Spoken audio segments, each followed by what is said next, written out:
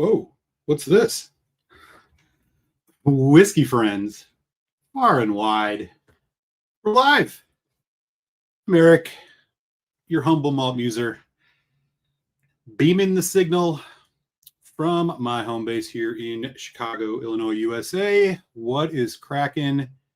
It's been a while.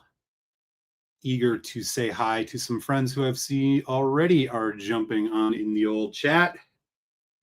Hope everybody is doing well. It has, like I said, been quite some time. Eager to have a dram with y'all.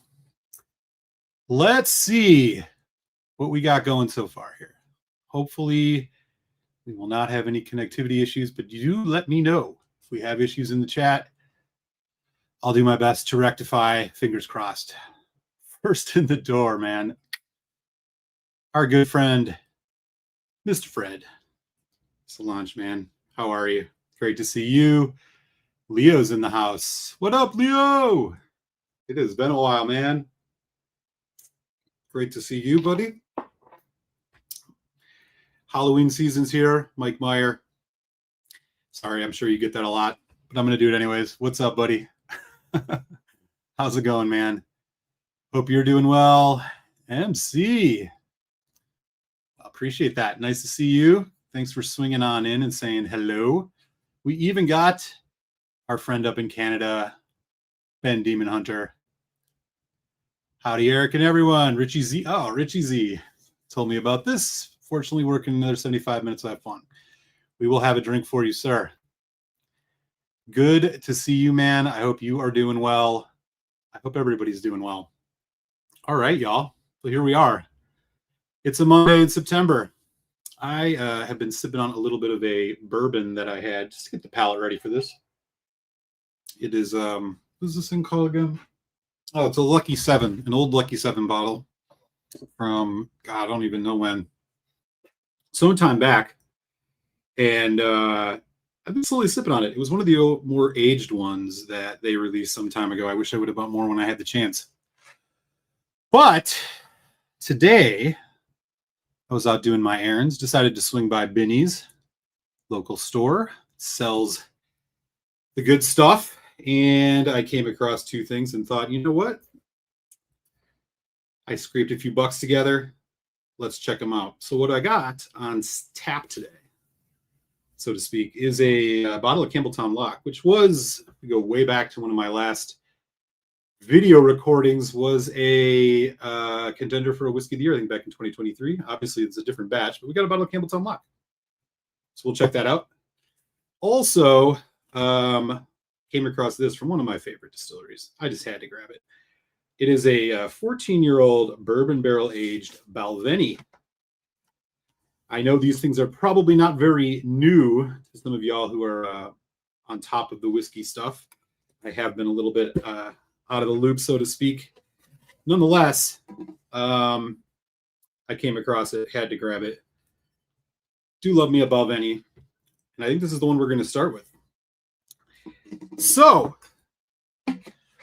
and before anybody asks, yes, Winston the Whiskey Cat is in the area. He's a little bit pissy with me right now because I'm not paying attention to him and instead talking to y'all, but he'll get over it. Okay. So much has changed on this platform that I'm using. I hope all of this is working properly, but I guess we will find out as we go along here. Okay. So, Balvenie. So it's something called the Collection of Curious Casks. Makes me a little skeptical, but I don't, we'll see. 47.8% ABV. It says not chill filtered right on the bottle. Good for them. Looks pretty light for a 14-year-old, but it is just bourbon barrel. I don't know if it's first fill or not. I don't think it is first fill. It just says American bourbon barrels. From what I recall, they don't really put any color in any of their stuff, so I'm not too worried about that. Let's see what else. It's a limited edition. And of course, in true Balvenie fashion, there is a ton of stuff written on the back of this. Let's see here. Anything worth noting? Can't tell if it's first fill or not. Has anybody had this before? do let me know in the chat. See, we got a couple folks in already, which is very cool. We will see how this goes. Yeah, I don't have any other deets on this other than it looks like it's from one of these story collections. I don't know. I feel like for the most part, I can always trust a Balvenie. Can I trust myself opening it is another story. Let's see what we can do here. All right. 14-year-old bourbon barrel Balvenie. I feel like there's just no way this can go totally wrong. So we'll do a little impromptu review. My palate has been keeping up in my absence from the tube, but there might be a little rust. For example, how do I open this thing? Damn, they don't even have the little tab on it. Oh, there it is. It's like translucent. All right, here we go. We'll get this in the glass. We'll see what's up with this. Balvenie. Nice, real cork, real pop. All right, we'll get this in the glass. I got a clean Glencairn here waiting. We'll let that rest just a minute. We'll talk a little bit more about it in a sec, but we got to say hi because there's some folks saying hello in the chat. I got to say hello back. Look who it is from somewhere along the East Texas borderlands. It's the River Horse. River DH these days. I think I know what the DH stands for. Solange, buddy. My gaming buddy, how are you? How about them Rangers, he says. Have they clinched the playoffs yet? Because I know my Brewers have. Good series, though. Good series. Congratulations. Looks like you guys are turning it on at the right time.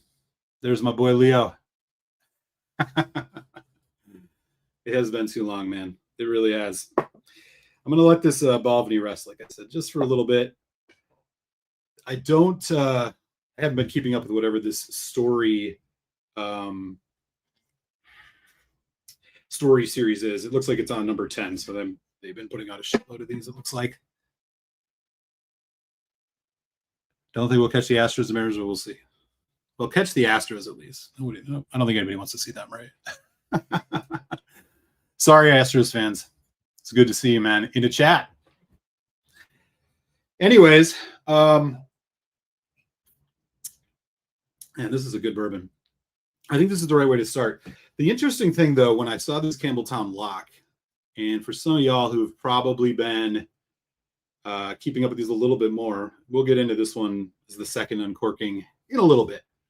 But it caught my eye because of how dark it is. Now, like I mentioned, if I go way back to my Whiskey of the Year 2023 video, where Campbeltown Loch was one of my runners-up, it was a much more bourbon-looking bottle, which makes me, of course, think this one's going to have a bit more sherry because, I mean, geez, look at how dark that is.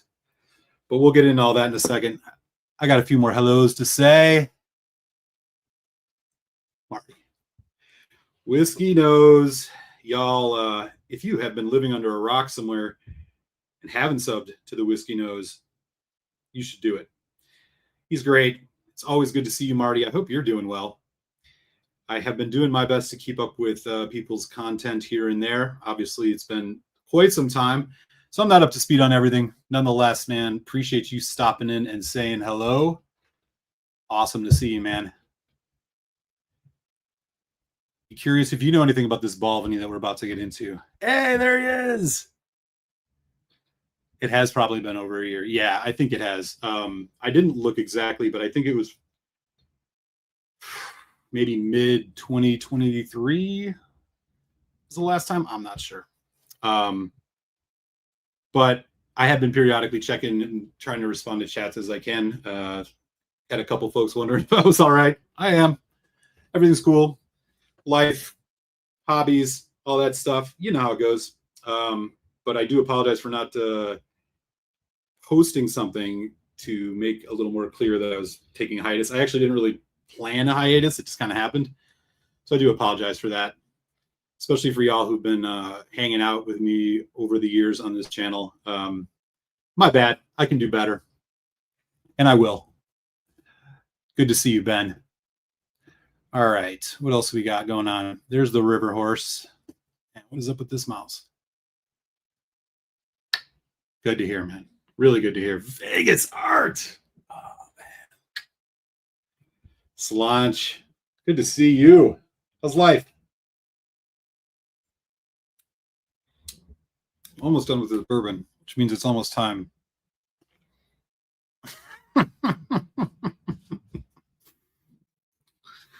Well, you have a somewhat reason. I've been playing some PlayStation with him. So he definitely has heard from me a little bit more. But like I said, I will do my best to be a little bit more upfront and responsive, especially if I start feeling like I might not be on for a while or something like that. I'll let you know. Anyways, so with that out of the way, it is good to be back on, man. Like I was saying, so much has changed. I logged into this Stream app. What is this called? StreamYard, and like half the stuff that I used to get for free is no longer free. Just trying to make sure this thing was working. I'm like, oh boy. So it's a little bit of a mess. Looks like so far so good. We'll roll with it. DIY is the way I've kept this going for so long, man. So why would I change that now? Because it's all about the whiskey and the community, right? Who cares about production? I'm not going to get into all that. All right. Bourbon's almost down. Bourbon is down. It's good to see you too, man. For sure. Cheers. All right. Let's do this. Also, if anybody has any news about other good whiskey tubers, what they've been up to, man, let me know. Like I said, I've been a little bit out of the loop. Is the Quigster still doing his thing? I see his stuff periodically. I haven't talked to him in a minute. I should reach out. Okay. The palate is cleansed. Here we go. So we're going to check this out. Like I said, I was able to scrounge a few bucks together to swing by old Benny's, my wonderful Chicago area liquor smith, one of many good ones. And I came across this Balvenie. So here, let's check it out. So again, this is called a collection of curious casks, limited edition. It is a 47.8%er, which is awesome. We, let's see, what do we got here? It just says American bourbon barrel. Let's see. It says fully matured. Okay, so it's fully matured, but it doesn't say if it's like a first filled barrel or not. It spent all its time in a bourbon barrel. Judging by the color, considering this is 14 years old, doesn't quite look like maybe it's a first fill, especially at 14 years, but who knows? Yeah, I do like the fact that right on the bottle, of course, it does say non-chill filtered in like a nice big bolded thing down there, which is always great because we always love it when it's non-chill filtered. It is story number 10, so Lord knows how many of these I've missed. As far as color, who knows? It doesn't say, so I guess we can assume they've added color, but boy, it sure doesn't look like it. Again, let me just see if I can get something to show you guys this a little bit. Looks pretty light. I mean, my guess is this is a refilled barrel, something like that. Oh my God. Oh shit. Are you fucking serious? Oh.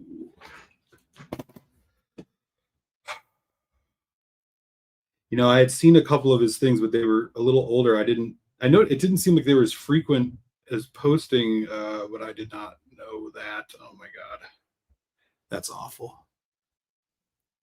Oh, man. Any sense of when that happened? Just curious. Fuck. Oh, you know, let me drink a little bit of this whiskey first, and then I'll just talk a little bit about that. Damn, it's awful. Richie Z, brother. Really good to see you, man. Awesome to see Richie in the house. Old school. All right. Sorry, I'm a little off guard on that. I'll talk a little bit about that in a second. Let's first just do a little nose and taste this. So again, this is a Balvenie. It's 14 years old from some curious cask collection thing. Series they're doing 47.8 non-chill. There it is. Let's check it out. I do love Balvenie. I think over the years it increasingly became one of my probably one of my more S tier favorite distilleries for a couple of reasons. Number one is their malt is just and profile is always just so great. Um, I don't think I ever really had anything I thought of theirs was bad. I mean, they've had some of their like, I guess more inexpensive releases. I haven't kept up with them all. I've had a couple that were maybe not amazing, but despite how the prices of their stuff, especially on secondaries, always went up quite a bit, I've always just really loved their profile. It's always kind of a really relaxed and complex dram for me. And their peated stuff too was really great. So I've got somewhat high hopes for this. All right, here we go. On the nose. Again, just one more time. Balvenie, 14-year-old, Curious Casks, bourbon. Ooh, a little spiky. Obviously, this was just uncorked. Kind of nice. It's got a little bit of a citric thing going.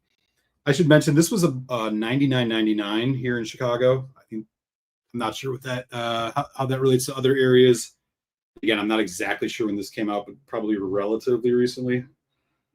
There is a nice kind of sweet maltiness in the background, almost that English toffee note. The barley always there, that signature kind of sweet honey barley thing going on. Nothing overly complex, but really, really nice. Feels like it's got a little liveliness to it. All right, let's have a sip. It's lunch, y'all. It's good to see everybody. Yes, yes, yes, yes. Mm-hmm.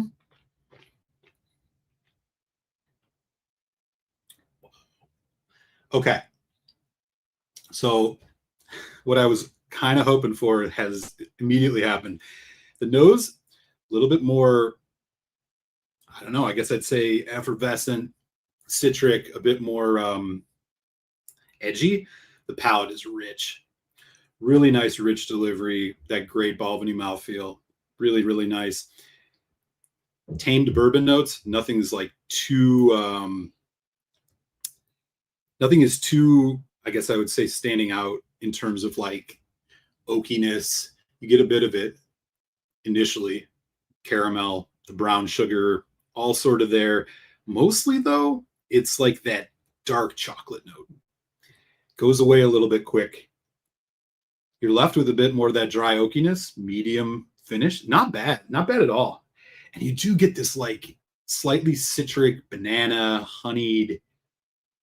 Banana might not be. Yeah, no, it's banana, which is always, a sign of a little bit of youth. But man, 14 years, my guess is that this was put into a older bourbon barrel. This is not first fill. It's pretty relaxed. It's got a nice mouthfeel. You're getting some of that classic Balvenie toffee honey thing going on. And then a little bit of that dry oak on the back. Let's do another sip. Yeah, man. See, this is like, oh,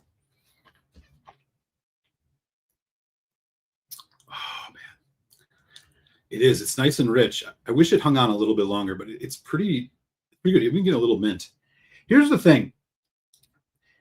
It's just such a nice, relaxed sipping, what people call sipping whiskey. That's what this tastes like. Decent complexity, nothing too amazing. But man, there's a really nice underlying tropical note coming out, which I usually always remember getting on older stuff. This isn't bad. Man, that second sip, that mouthfeel is going a little further.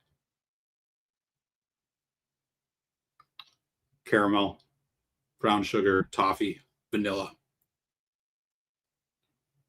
Pretty by the numbers on the bourbon cast notes, but it is keeping room for some of that classic Balvenie profile, which is really great. This isn't bad. $100? I don't know. We'll see.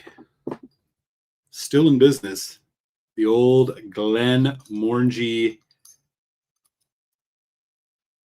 pitcher. Get a couple drops on here just to see what we get.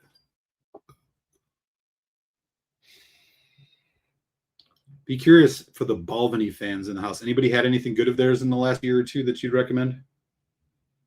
Okay. Opens up. Let's see.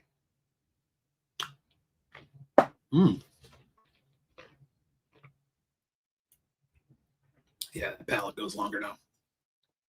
I can tell already. Definitely. This ain't bad, y'all. Ain't bad at all. It still has a little bit of that freshness and a little mintiness, which is kind of throwing it off a bit. But you know, nothing screaming this is missing the mark on anything. It's kind of by the numbers. I think that they had a bourbon cask thing a couple of years ago. God, I wish I remembered what the hell that thing was called. But this one's better. Okay. Yeah, man. I mean, I don't know if I'd go running out and dropping a hundo on this quite yet, but this is pretty solid. If you're a Balvenie fan, I think you'll enjoy this. It's got a nice relaxed, like the water, the nose is more relaxed. And the palate's even better. God, what is that though? Oh man. Okay. I'm gonna do another dram right away. And you know what? We can't not mention just how awesome their presentation is. That's good stuff. Okay, let me just catch up on the chat real quick here because we got 10 folks in, man. That's awesome. It's okay. No, look, man, I mean, I asked. I appreciate it.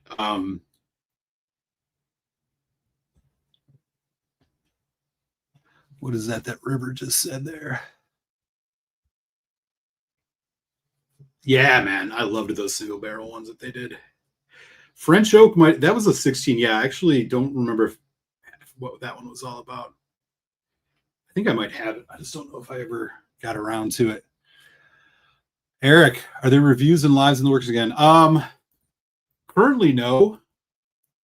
I don't know. I would say that I'll probably start doing a few more lives. Obviously, not waiting as long as I did between these two.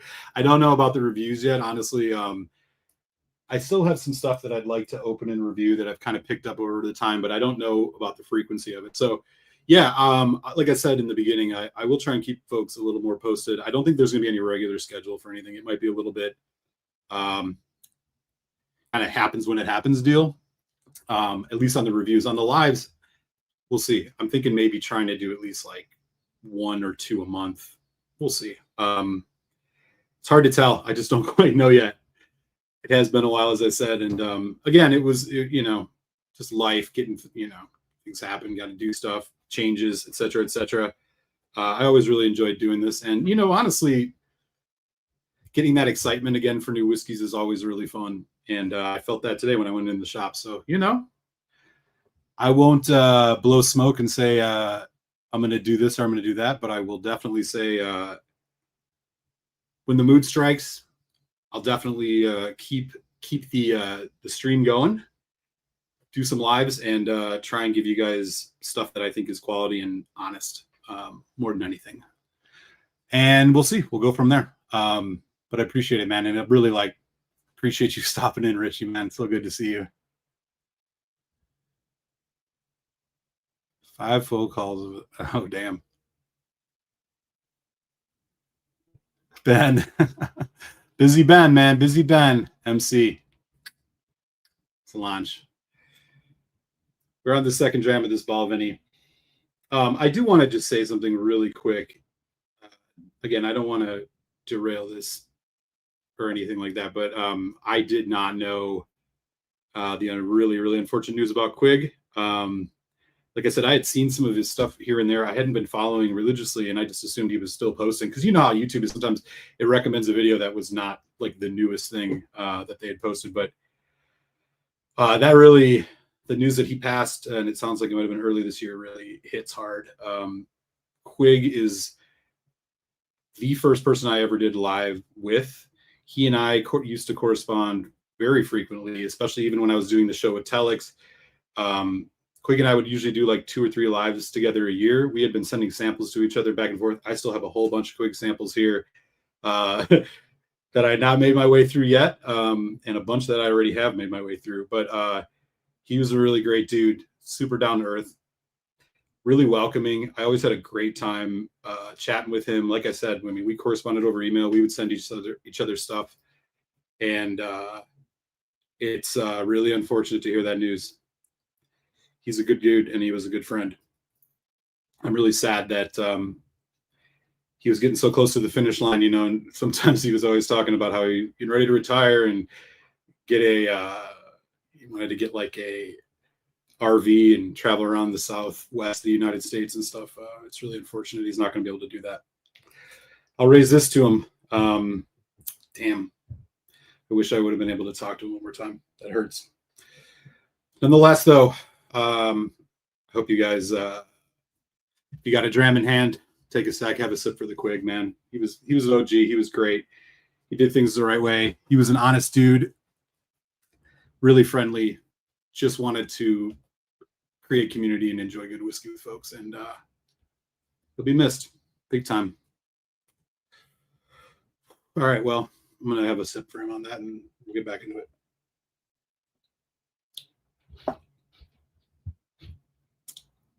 Damn. Anyway, okay. It's really good to see you, Emily. How have you been? Hope life's treating you well. I love seeing all these old faces, man. Boom! What's up? How are you? Yeah, I didn't know either. Vegas just mentioned it. Yeah. Well put. Well put. Well put. Damn. Okay. Give me just a sec to compose myself a little bit here. All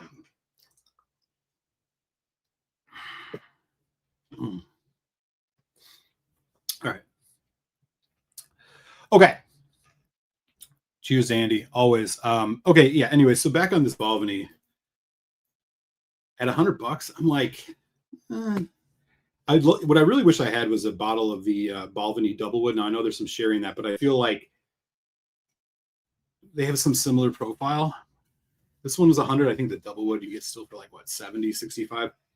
This one might be a little bit of a reach at 100, but if you like Balvenie and you're looking for a relaxed dram, man, you can't go wrong with this. This is pretty tasty.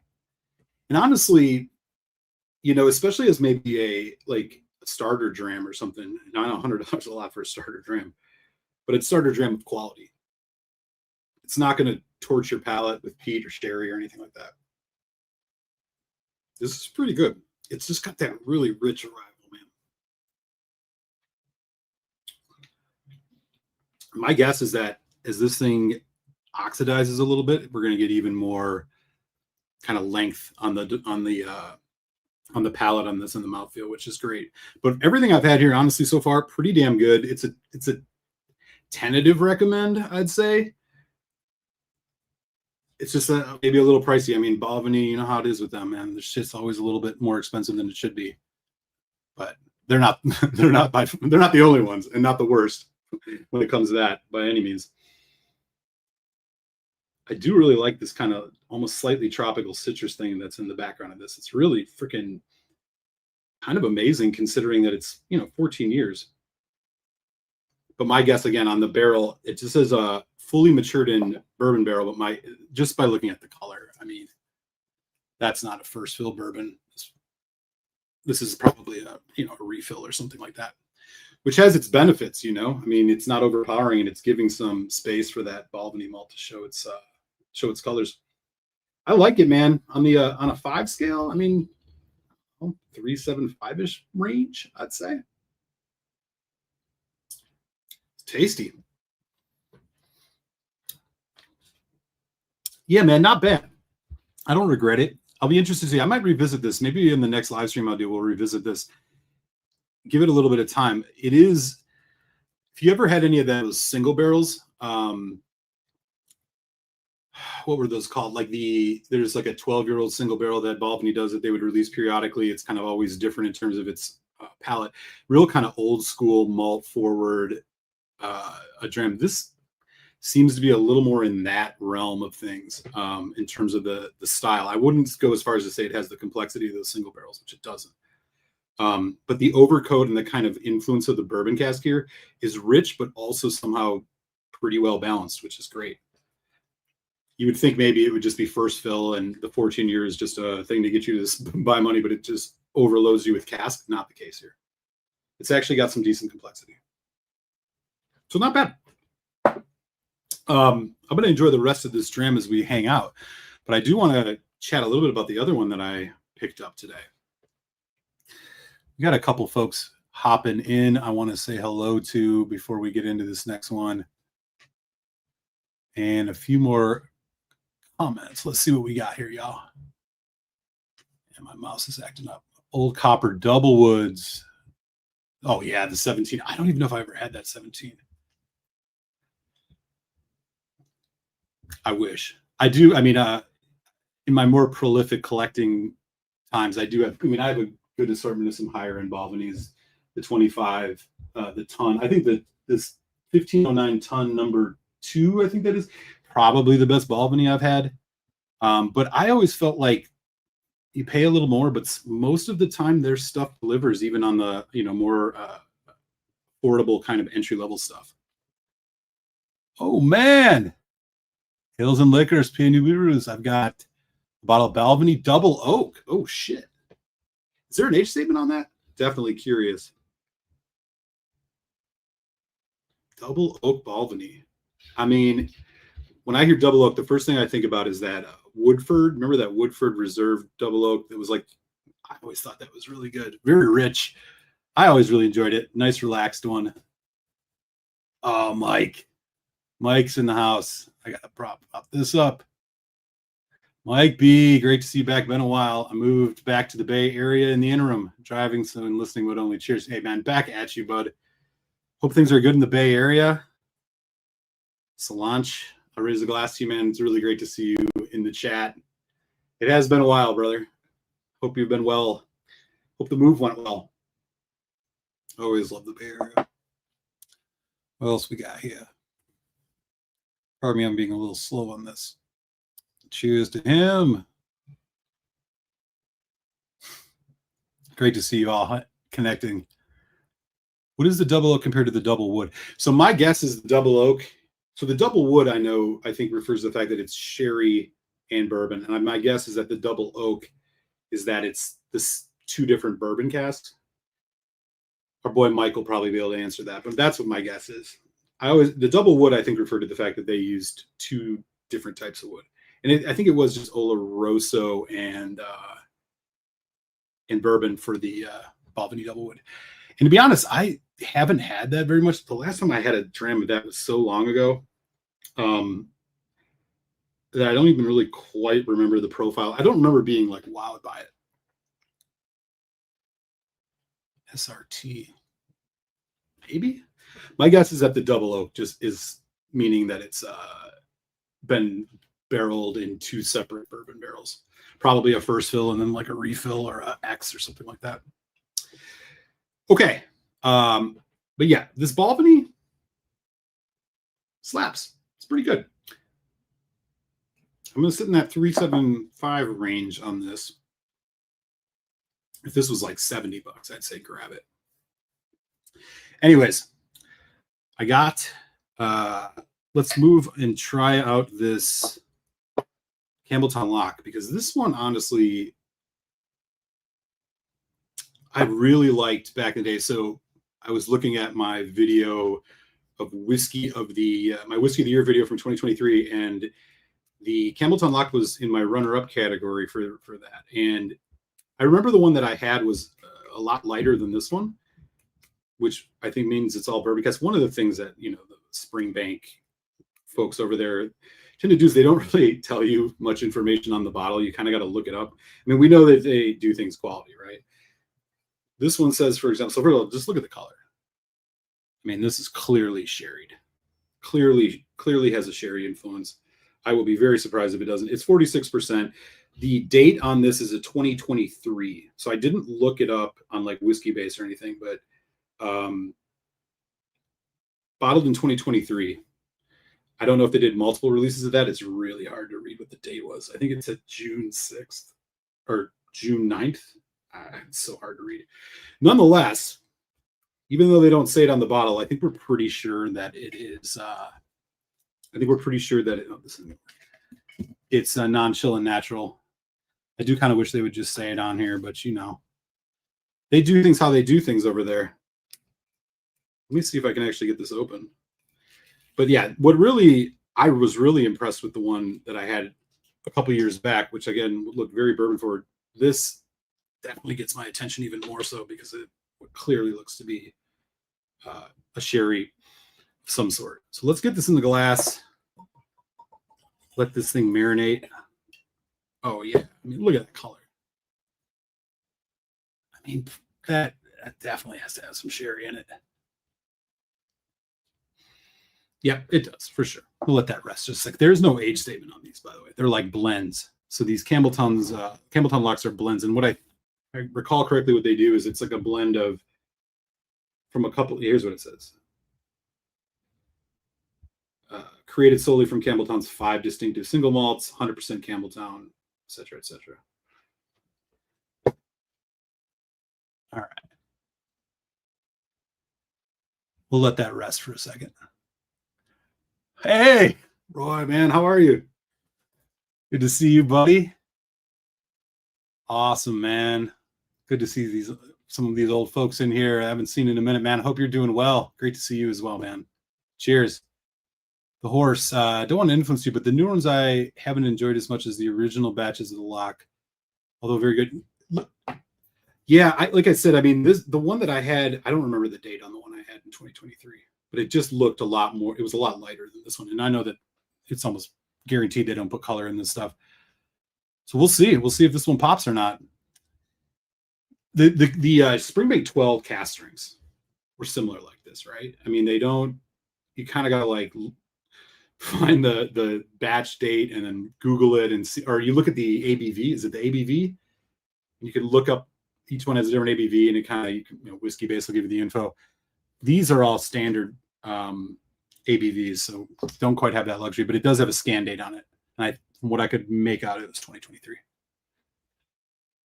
What's the double oak purpose? I imagine it brings. Yeah, that's what I think. So, like, I'm going to take a guess here.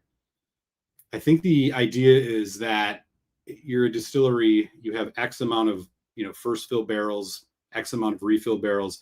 And I think the idea is like, instead of just putting it all in one barrel for the entire time, like say make an entire first fill, it's a way of balancing it, but B also maybe bringing in a little bit more of the influence of the different casks. So like you have a refill bourbon barrel, you have 4-year-old whiskey in it or something, and then you put it in the first fill for a while. It's going to like give it more barrel influence quicker. You don't got to leave it in as long, so you're kind of getting a mixture of that, right? So it's not all first fill, but it's also all not just refill. It's my guess. So there's a Highland Park that does this with sherry, and God, it was like a special release, Dark Origins, I want to guess, where it's like 2 sherry casks.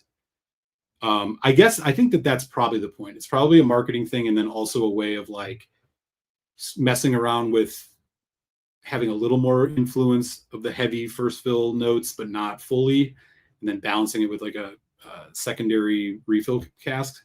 That would be my guess. It's probably also a little cheaper for them to make it that way, because then you don't have you're not using your finite amount of first fill barrels for a longer time exclusively to age. Like, that's my best guess. I do think you're right, though. I mean, it does give additional flavor and depth, absolutely, and I think that's the idea. So the Woodford is the one that came to mind initially for me, and I remember that one just being it's like a lot heavier on the big bourbon notes. And my guess is that's just because they're putting it in, having some type of first fill or some other bourbon cask they're using that's giving it more influence. It's like more barrel influence, smaller amount of time, but also not using all your first barrel exclusively for that. That's my guess. The Highland Park Dark Origins, which I know I reviewed at one point, and I was actually, pretty big fan of it. It's solid. They did that with sherry casks, if I'm not mistaken. Somebody might be able to correct me on that. But I think that's the general idea. Whereas like somebody mentioned the Balvenie double wood. I mean, I think that's just the labeling and way they market it. But the double wood, I think, clearly implies 2 different types of wood. It's my best guess, Richie. You tell me, brother. That's my guess. All right. Redshift. Tariffs. Yeah, I haven't looked online at anything. I mean, when I was in the shop today, again, local shop here in Chicago, I mean, there were some whiskeys that the price was just kind of outrageous. They had a Glenmorangie, just like the straight up Glenmorangie 10 was like $70. I was like, you gotta be kidding me with that. So I don't know if it's applying across the board. I'm sure it is in some ways. Some companies are figuring out how to manage it and some aren't.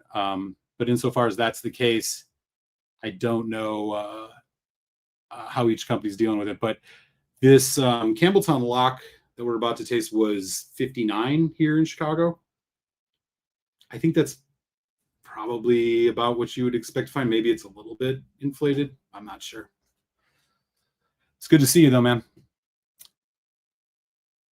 Yeah, does that make sense to you? Yeah, I think that's kind of the idea behind it.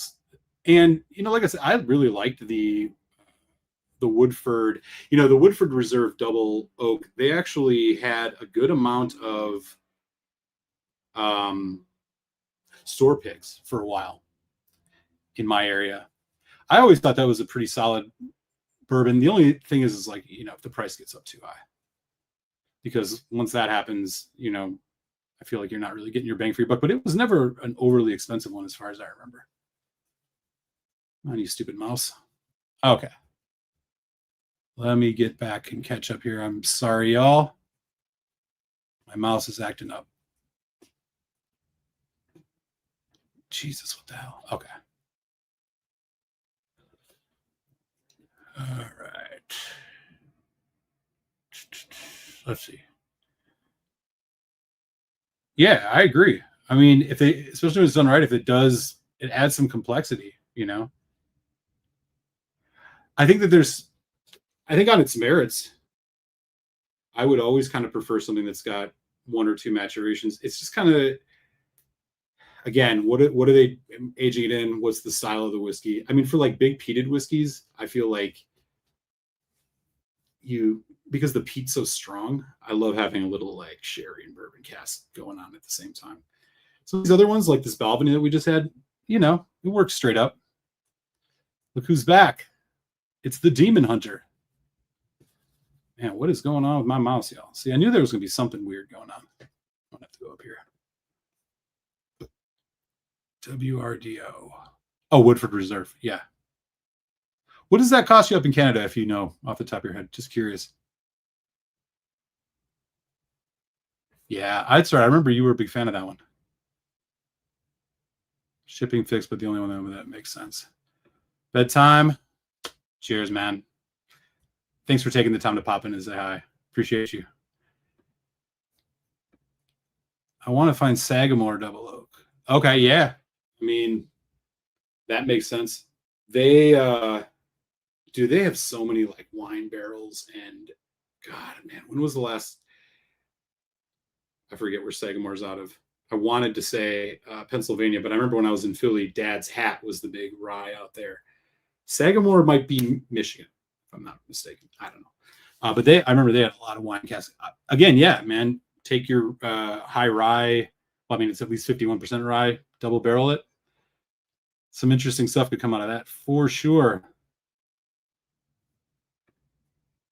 Hey, man, as they say in Chicago, like the weather in Chicago, wait 15 minutes. You never know. Okay. All right, y'all. We're going to check out this Campbeltown Loch. So just to revisit the top, Sagamore's Virginia. Thank you, Vegas. Oh, man. Okay. Blend of all Campbeltown whiskeys, or all Campbeltown malts, I should say. Again, they don't give you a ton of info on here, but it is 46%. Knowing where it comes from, it's probably non-chill, it's probably natural color. And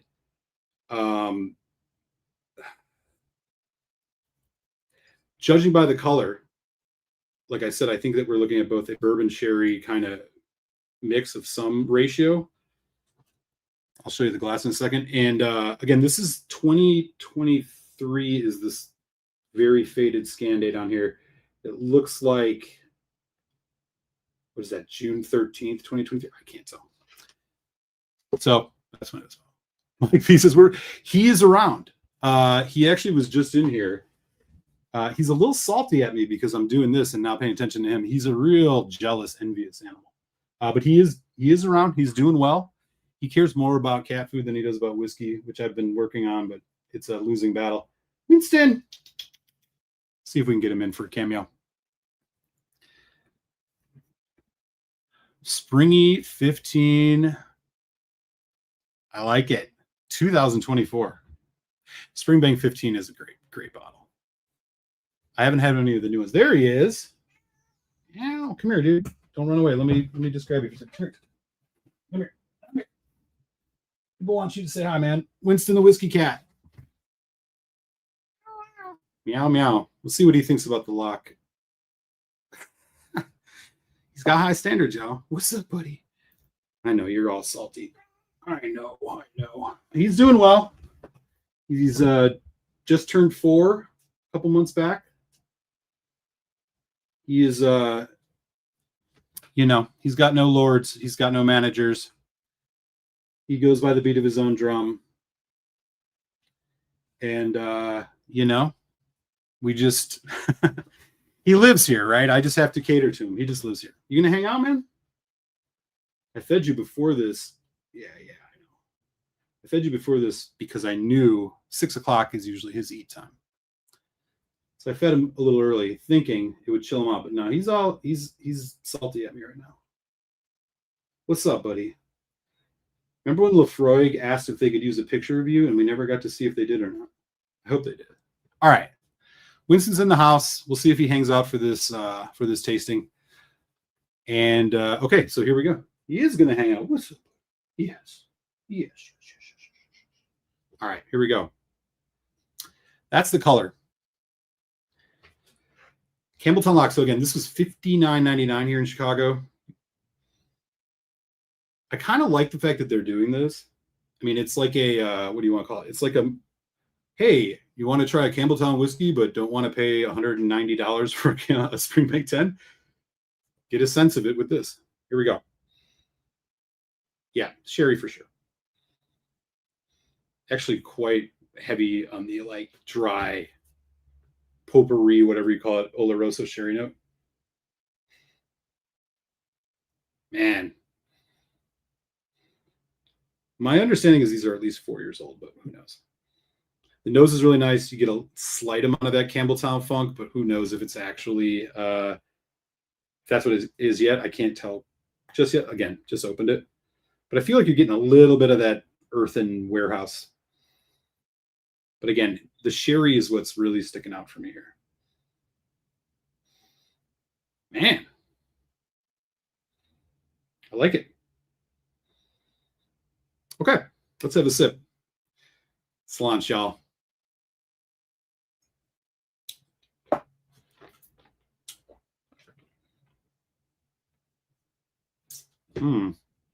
Oh, damn. Yeah. This is just it's just great.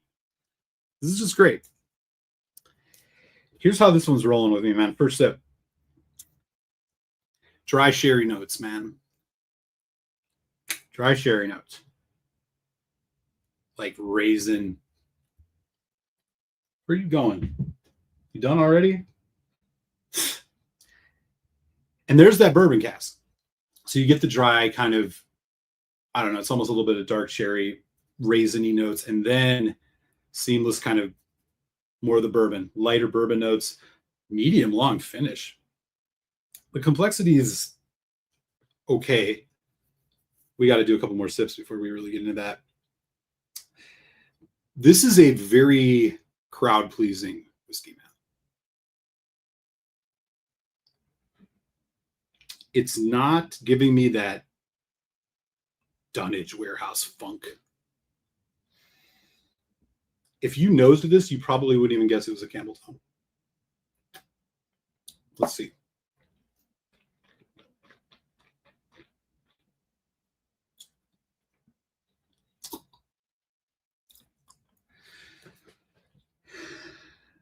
Yeah. Okay. So here's what I'm thinking with this. On the plus side, really nice mouthfeel, good complexity.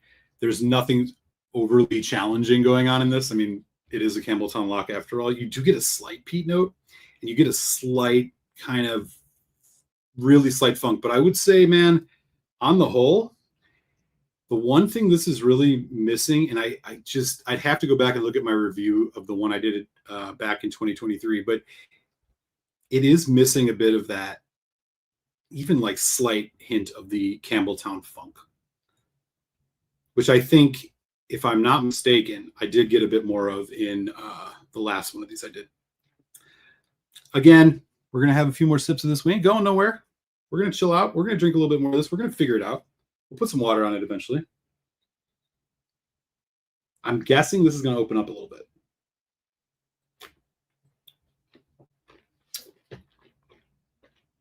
Right now, it tastes kind of more like a Highland Park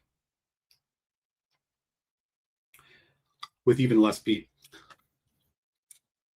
Dry finish, dark toffee or dark chocolate toffee thing coming through. Hazelnut, the hazelnut thing. Medium long finish. Bitter dark chocolate. Okay. This is interesting. It kind of starts with the, if you know, for people who've been sipping scotch for a while, immediately you're like sherry. Then it kind of drops, and you get much more of this. Bourbon cask, light bourbon cask, and then drying finish, and the notes start to pop. The complexity is not anything to write home about so far. What I really want to find out, though, because why do you buy a Campbeltown lock? It's because either A, you just are buying it and not really knowing anything about Campbeltown, or B, is like you're chasing that funk without necessarily wanting to pay for the more expensive stuff. And so far, not getting much of it. But we're going to try some water. What are we going to do? 2 drops, 3 drops? We'll do 3. Fuck it. We're going to get it. I can tell already. Let me catch up on this chat quick. Come on, mouse. What are you doing? All right, fuck it. Is the Campbeltown lock readily available? I haven't seen it. Richie, I don't quite remember where you are in this giant world of ours. Here in Chicago, pretty readily available. I've seen it almost every time I went into Benny's. So I think the idea behind them kind of starting to push this more again, because this isn't like a new thing of theirs. It's just, I think, they've put more emphasis on it in recent years. If you can't find it local, it would probably have to be online. But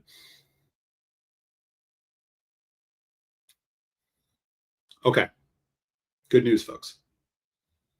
The funk is showing up. I don't know if I'll ever buy an SB10. The price isn't. Yeah.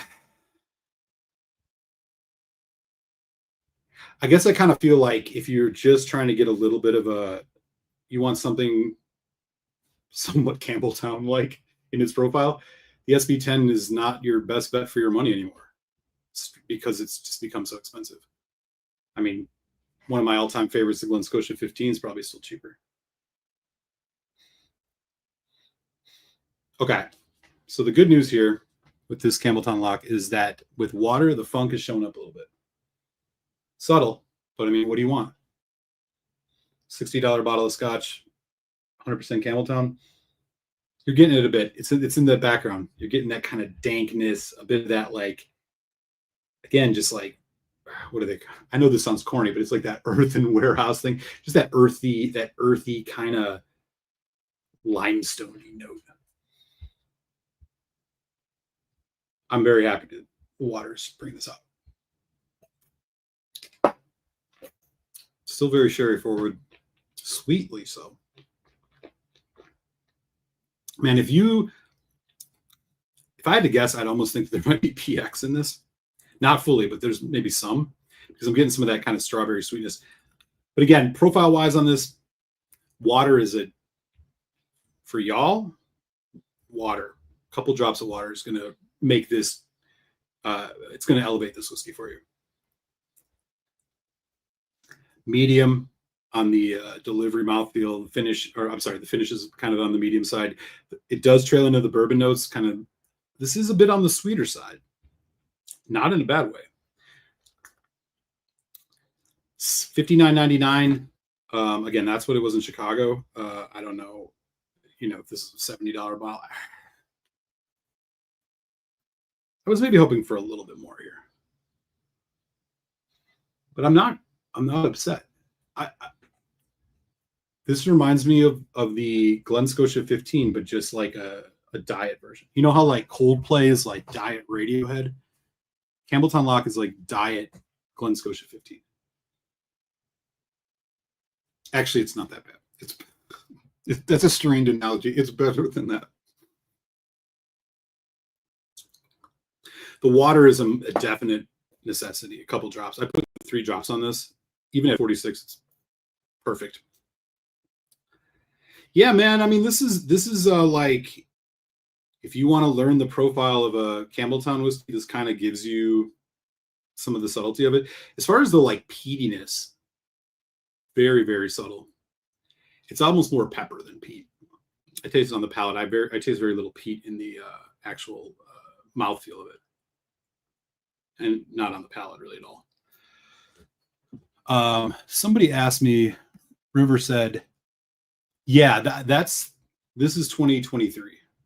If you can look up the info, I'd be interested to hear. My guess is at minimum, this is like probably a 60-40 bourbon sherry kind of thing, maybe some PX.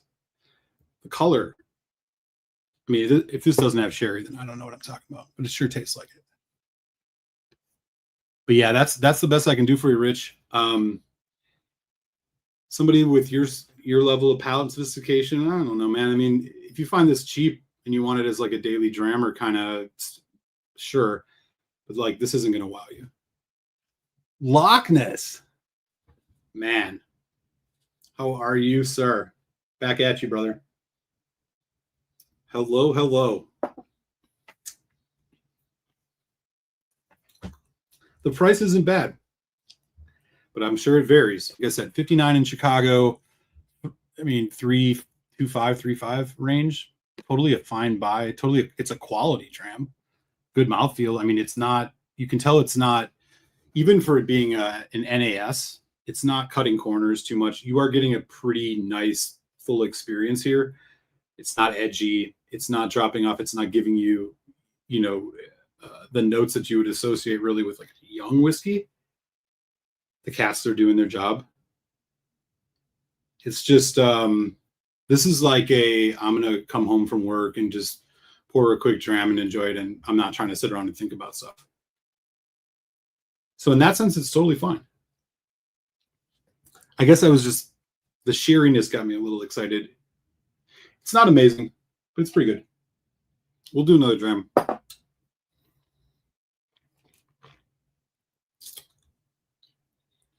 Yeah, I don't know what the going price is for Glen Scotia 15 these days. But if it's anywhere in the same proximity as this, that would be the one I would buy all day. Being really solid. Sure. Yes. Glen Scotia 15 was a whiskey of the year of mine, I recall. I still have a couple of bottles, some of the older ones. I haven't had a newer one in a long time, but dude, Glen Scotia 15 is freaking amazing.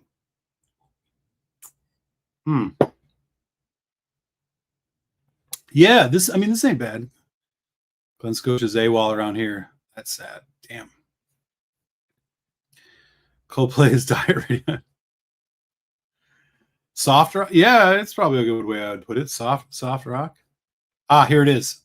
All I see info is definitely bourbon. Okay, so it's at least bourbon and sherry. Okay. I'm not crazy. Yeah, you see what I'm kind of saying, man? Like, comparing, even putting Radiohead and Coldplay in the same sentence is probably giving too much credit to Coldplay, but you get what I'm saying. It's been a while, man. I'm a little rusty. This is okay, though. Yes. No, that, yeah, yeah. No, that's absolutely. So single means one, single means one distillery. Um, if they say single malt, it's malt is 100% malted barley, right? So yeah, in order to be a Scotch, a single malt Scotch, it has to be 100% malted barley. In order to be a blended, the malt means 100% barley, but it's the blend implies multiple distilleries. So what I think, again, y'all correct me if I'm wrong, but what I understand about Campbeltown Loch is while it is bottled by Springbank, they um, they use 5 different malts and they use stuff from a bunch of the different the 3 Campbeltown distilleries. So there's some malt from Glen Scotia, there's some Springbank, Hazelburn, Longrow, which are all from Springbank, and then the other one in Campbeltown, Kilkerran. Am I wrong about this? Holy shit. My memory has gone. 3 distilleries in Campbeltown. Springbank, Glen Scotia, Glengyle, which is Kilkerran. So my guess is that there's malt from those 5 different whiskeys.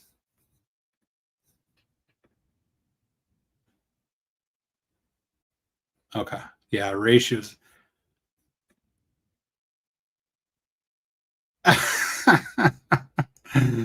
Yeah. But like, this isn't what we'll do after this, because I haven't been on in a minute. It's only been an hour. We're definitely going to have another couple of drams if you guys want to hang out. It's interesting just like the way they market this stuff, right? So you see it says blended malt Scotch. So if it was just a blended Scotch, which would be like Johnny Walker or something, it doesn't have to be all malted barley, right? Whereas blended malt implies it's all single malt barleys that are going in here. It also says 100% Scotch whiskeys on top, which means, nothing really. But like I said, it doesn't, in typical, it's Springbank. I mean, look at the bottle, right? And it also says Springbank Distillery embossed right on top. So they're the ones making this and bottling it. Springbank website's on here. Blended malt Scotch whiskey has been created solely from Campbeltown's 5 distinct single malts, 100% Campbeltown whiskeys. Yeah. So that's basically what you got going here. The sherry on this is nice, man. Yeah, I think like for the price these days, if you can find this in that $60 range, and you're not bringing this out at a tasting to try to impress people, and you just want to have a good, decent dram, nothing wrong with this. I think it's like 325 range. We'll see where it goes. But I do get this weird sense that there's some PX in here. There's just a sweetness. Maybe it's coming from the bourbon, but there's a sweetness that you just don't get with Oloroso. Anyways, love to hear what you guys think. Has anybody had a Campbeltown Loch recently, or this one in specific? Is anything I said inaccurate about this? Definitely correct me. River Horse or River DH says, do any of you remember a song called Weapon by Matthew Good several years ago? I don't. Maybe I'll check it out after this stream. Oh shit. What is that? Oh. If you guys are hearing that, I am sorry. Looks like a rando text message popping up. Anyways, I think what I'll do though after this one is pour a Campbeltown whiskey, because I think one of the things that I want to just gut check is I kind of think about the complexity of these whiskeys, or part of the charm, I should say, of these Campbeltown whiskeys is that like earth and dunnage warehouse effect that they get. And this one, you get a little bit of it. I don't have another Campbeltown Loch to compare it to, but I think y'all know what I mean. Solid. Yeah, I mean, this is one of those whiskeys where I'd say like depends where you're at. if you're looking for like a unique Campbeltown bespoke experience, you're not going to get it from this. But as like an everyday drammer, if the price is decent, I mean, this goes on your, palate starter. The sherry might be a little heavy, but it's okay. Yeah, I'd go 325 on this. I'm probably not going to run out and buy another one. But I do like the 46%. It's kind of like out of the bottle good, right? You don't got to really mess with this. And the other thing is, despite the youth on this, right? You know this is a young ass whiskey. This is probably, I don't know, 4 or 5-year-old distillate in here. Like these casks, you can just tell that the casks are not overpowering the quality of this. Like they use good casks. They're not using cheap casks. They're not throwaway casks. Like they're not cutting corners on that. They're trying to give you the best, I think, whiskey experience for what they're presenting here at the price. I'd say they mostly succeed at that. I wouldn't say, again, like this is the thing you got to go out and buy and put on your your whiskey shelf is going to be like the best expression of a Campbeltown. I think if the Glen Scotia 15 is still in the same price range, that's your go-to. Even that, what was the other Glen Scotia? They had an NAF one that would be great to compare to this. It was like Glen Scotia double. Fuck, I don't remember. Glen Scotia something. Anyways, we just hit the hour mark. I do just want to say again, man, it's been really great so far to just see some great old faces I haven't got to connect with in a while. Appreciate you guys for hopping in. If you're new, hit the sub. Why not? Hit the like if you're enjoying this. Hit the down like if you're not enjoying it. I won't judge you. And again, I do apologize to all the old heads that I kind of didn't let everybody know that I was falling off the radar. I didn't realize I was, and then it just kind of got away from me. So I'll do better at that. And I definitely hope to have a couple more, live streams coming up periodically. I don't know the frequency yet. And then as far as reviews, we'll see. Depends how many pennies I can scrounge together for new stuff. That said, we are going to have some other tramps. To recap, Balvenie 14 collection of curious casks, American Bourbon Barrel, pretty damn solid stuff, man. 375. The Loch is fine. 325. Mike B says Victoriana. That was the cast strength one, right?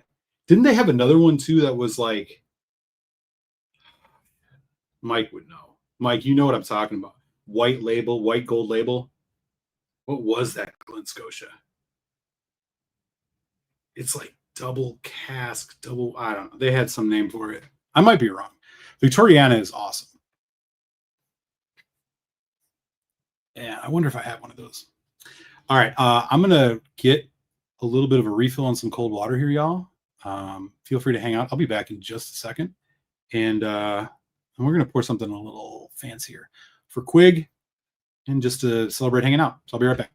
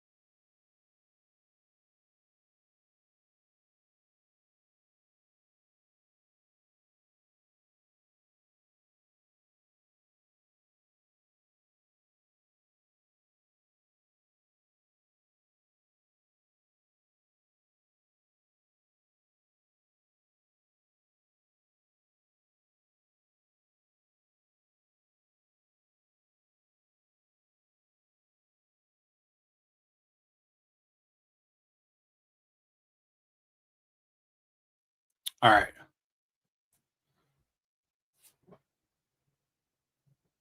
Dude, Victoriana, if you guys remember, if you remember Mr. Cloudy, which led to me getting that interview with the master distiller over at Glen Scotia.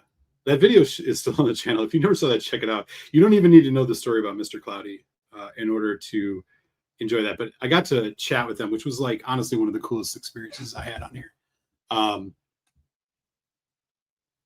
They were awesome dudes. Double casting. Yeah, that's what I feel like it was.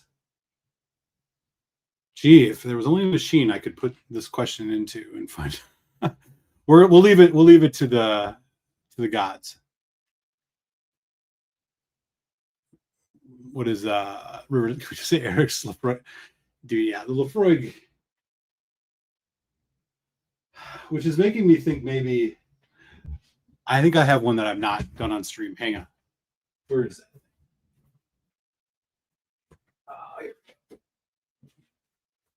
Yeah, I do have a good amount of Lefroy's. I think I'm going to put this one in the hopper. This is the oldest Lefroy I have. I haven't had this one in a minute.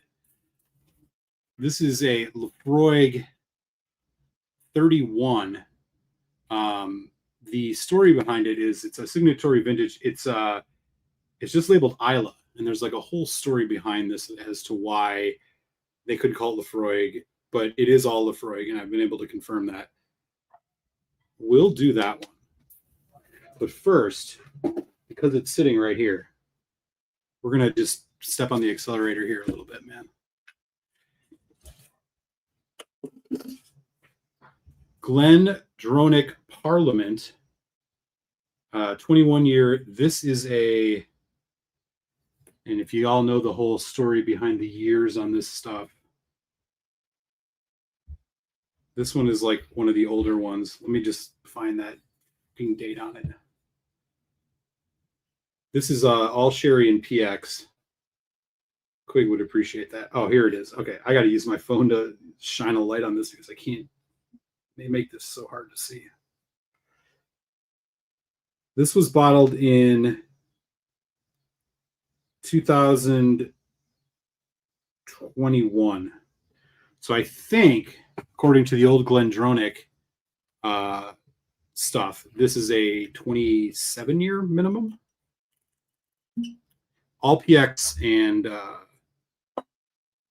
Oloroso. I have not.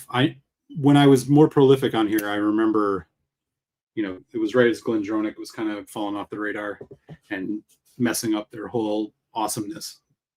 Maybe that was the case. I don't quite fully remember, but I do know this will be the right way to go. And then we'll get into that old Lefroy. Okay. What's up, y'all? We're getting into it now. Yeah, dude. Oh, I'm sure you got some of that horse.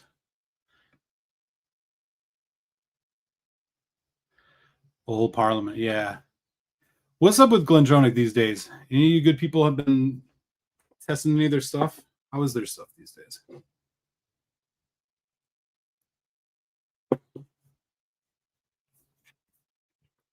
Oh, that's right, because that was part of their thing is they took off the non-chill building. This one, does it say? It says natural color. This is a 2021, so maybe this is actually not one of the old ones. Let me double check. Yeah, it doesn't say anything about non-chill. I do actually have some older, like 2019 bottled Parliaments. I don't remember if those are the ones that were great. Maybe this one is not. Let me look. Okay, so here's one. This is an older one. 2019. Yep. I mean, I know people were all up in arms about what was going on with them. I don't know if it's actually Their quality has dropped because I've not bought anything from Glendronach in so long, but I will say nonetheless, this was a really, really good whiskey. We'll do this. We'll do the little bit of that Lafroig, and we'll get after it. Anyways, so what's shaking, y'all? We got 9 folks in, which is awesome, man. So good to see all you good folks. I hope everybody's been doing well. If you didn't see the beginning, I just learned the news about the Quig. I won't revisit that, but I did share some thoughts on it if you want to go back and look at this later. But nonetheless, hey, haven't tried Glendronach since the redesign. I've only heard negative things. Unfortunately, was a big fan of the 12, but waiting to hear anything positive for big. Yeah, that was the thing, right? So they got bought out by the Old Forester people or something. I might be wrong on that, but I know that there was a change of ownership. They stopped calling it non-chill filtered. Whether it was or not was debatable, but they weren't labeling it that way. Glendronach 12 was one of my first, when I first was getting into Scotch. I mean, we're looking back at, or like buying decent bottles, or what I thought were decent bottles. So we're looking back at like 5, 6, 7 years ago, maybe. The first one I bought was a Dalmore 12, because, I mean, come on. When you don't know anything about whiskey and you see a Dalmore on the shelf, you're like, damn, that looks good. I had that and I thought, man, this is a really, really good whiskey. And then, of course, you learn. And I bought Glendronach 12 was like the second or third, I guess, what I'd say, sherried scotches. And that was by far my favorite. It was so, the thing about it is like, it just hit every note at a high level. And I don't know that, I haven't had one in a long, long time. But I'd be really sad if that changed, because that was one of the few that, like, if you were getting into Scotch and not just buying stuff for the label, which, maybe not everybody did, but I certainly did way back initially. The thing about the Glendronach 12 was like, that was the one that really showed what quality was versus marketing for me. And I remember just being so impressed. I was like, this blew the doors off that Dalmore. And the funny thing about it is the Dalmore was actually pricier than the Glendronach.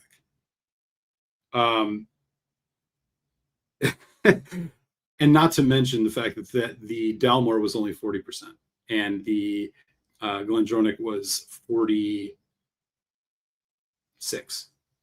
And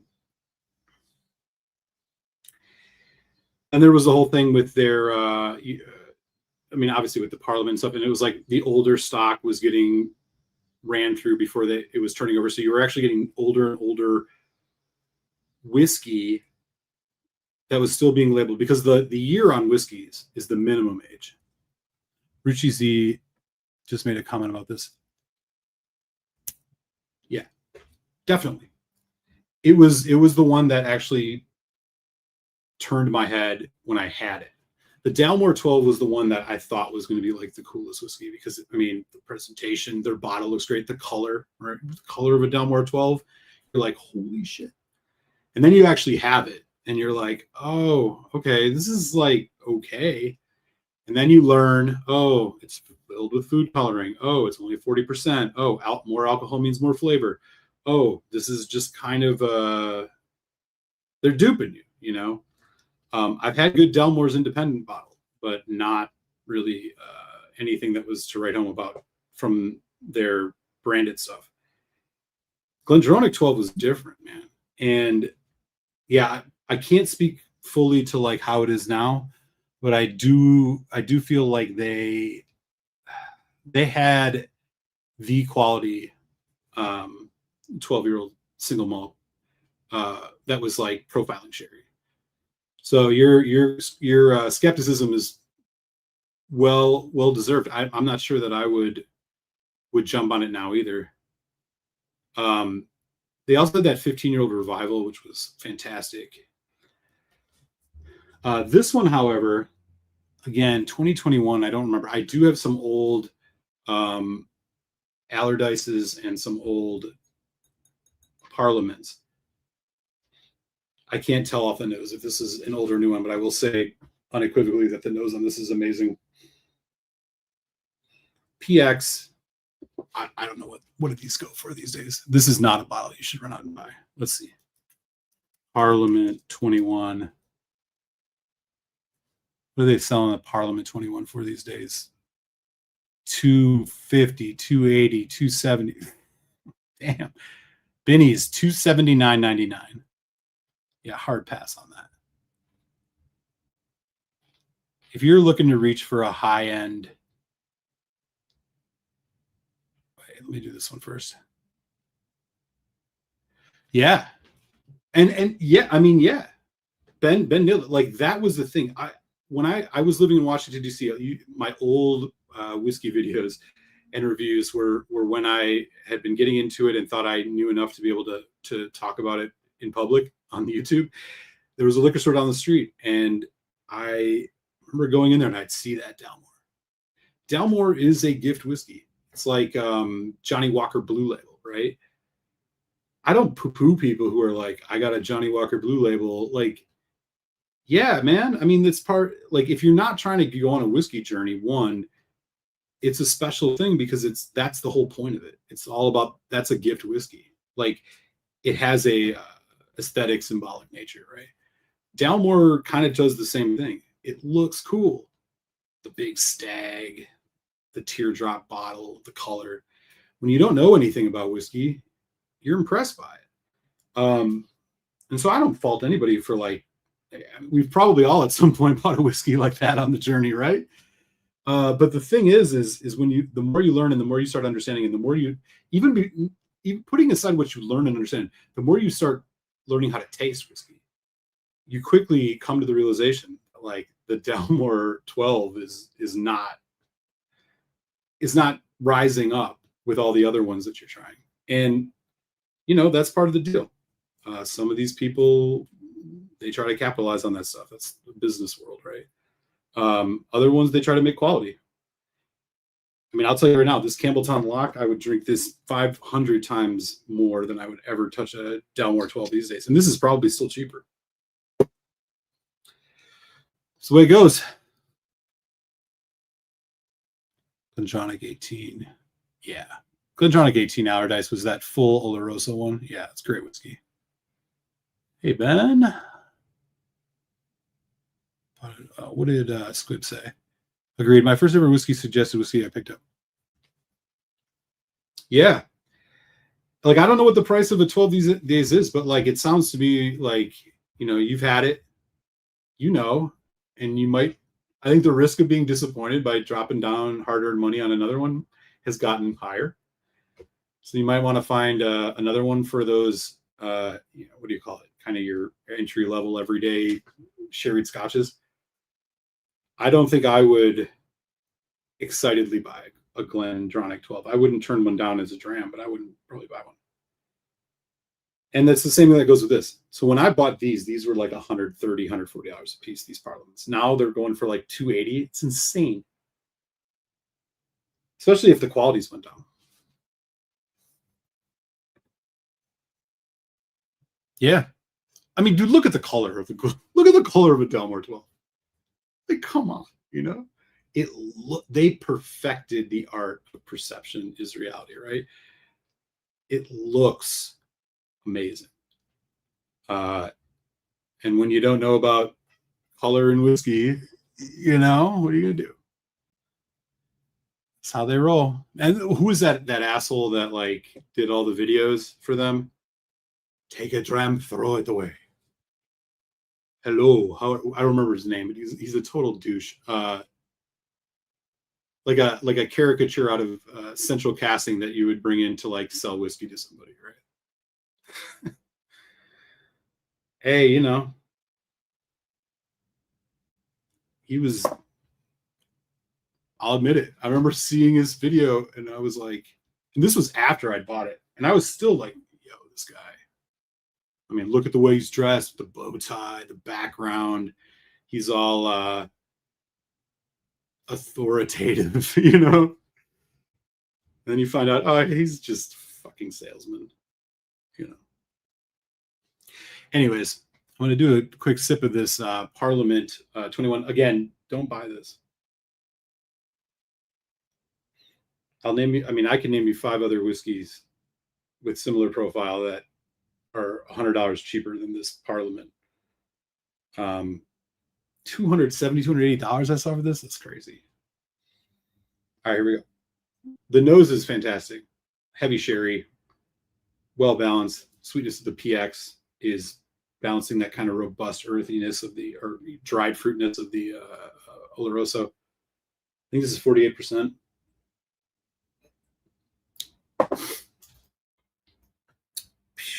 Obi. It's great.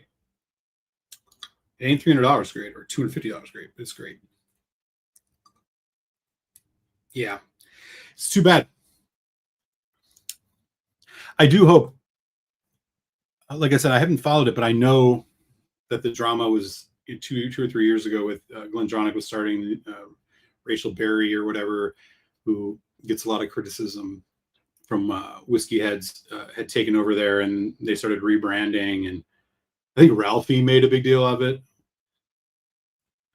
in a way only he could.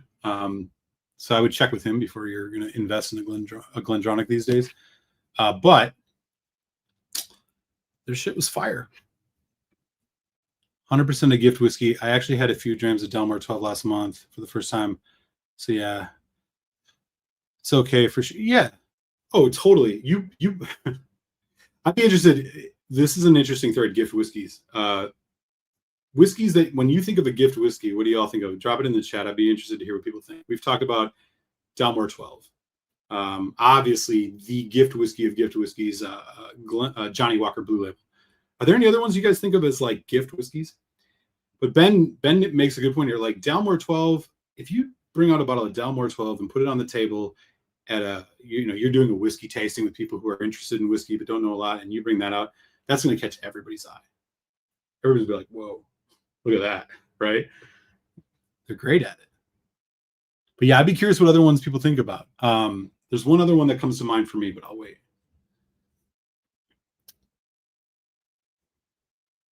Balvenie Doublewood, Glenlivet 15 Solera. Okay. Richard Patterson. Whiskey on live and in the flesh, man. Salam Shabbat. Thanks for dropping in. We were tasting a couple new whiskeys for me, and now we're getting into some of the good stuff. Thanks for stopping in. Donner Pass. Yeah, man, Donner. I heard, I just found out earlier on the stream about that. Yeah. It's great to see you, man. I hope you're doing well. It has been a while. Really sad news to hear that. Awesome that you're doing your thing, buddy. Hopefully we'll get to chat more soon. Yeah, well, that's the thing, right? Yeah, like we were kind of talking about that with Uncensored before, probably maybe before you dropped in, or at least before you commented. Like, their whiskey is so good. It was doing, like, everything was right by a whiskey, somebody interested in whiskey, right? Their 12 was non-chill filtered, natural color, 12 years old, 46%, or 43, 46, 43. Anyway, it wasn't 40. I don't know and can't speak on how the impact of any of the changes they've made on their whiskey, because I haven't had a newer one in years. And, right before I kind of wasn't on here as much, I know that had been just kind of rolling out. And I remember Ralphie posting about that. But yeah, I mean, dude, their stuff was good and maybe still is. I don't know. I've just not had one. Macallan 12 is a gift whiskey. And here's Mike B saying all the Macallans. Yeah, I mean, are any of y'all buying a Macallan just to like drink on the daily? I do kind of think that's right. I mean, Macallan is above whiskey in terms of their branding. I mean, they're the up with Johnny Walker. I mean, Macallan and Johnny Walker, I think, are probably the brands that people think of when it comes to quality whiskey. Not that that means it is. Obviously, Livet and Fiddick, but those are more like, you also get those at the airport. At the airport, there's the Livet, the Fiddick, and then there might be a Macallan up higher, right? But I think those are gift whiskeys, yeah. A Macallan 12, most people you buy a Macallan 12 for are probably going to look at it and say, oh, damn, I've heard of Macallan, right? Yeah, I agree. That one's up there. 3 bottles we shared: Dalmore, Johnny Blue, Glenlivet 12. Yeah, Johnny Blue for sure, man. I had, so this would have been 2018. I was in Turkey, of all places, and I was at this rooftop bar there, and Turkey, Muslim country, so like everything is cheap for an American with the exception of alcohol, but they still serve it, and there's a lot of bars serve it, and even a dram was like a 2-ounce pour of Johnny Walker Blue was like cheaper than you would find it at most American bars. So I finally had it. I was like, I gotta try it. I'm sitting at this rooftop bar over this beautiful mosque and all this shit, and I remember thinking when I had it, it was the most expensive drink I bought there, which says something. But it was still like manageable for most people. And I remember being like, is this okay? But is this like $180 whiskey? Now I'm sure that shit's probably $280. But it was like it was when it clicked, right? Even though I had been through my whiskey journey and I knew that going into it that by then, that like, yeah, Johnny Walker Blue is not going to be anything amazing. I was a little bit surprised that it was pretty decent, but yeah, man. I mean, you buy Johnny Walker Blue to congratulate someone for their graduation, not to drink, That's kind of how that goes. Cheers to old Tim. Was this from, I only buy classic cut after hearing people I trust. Yeah. Mike B's out. Cheers, man. It was great to see you. He said, I probably don't remember who I am. I don't remember Whiskey Uncensored. Did you start a channel? If so, let me know, because I'll subscribe to it, and other people should too.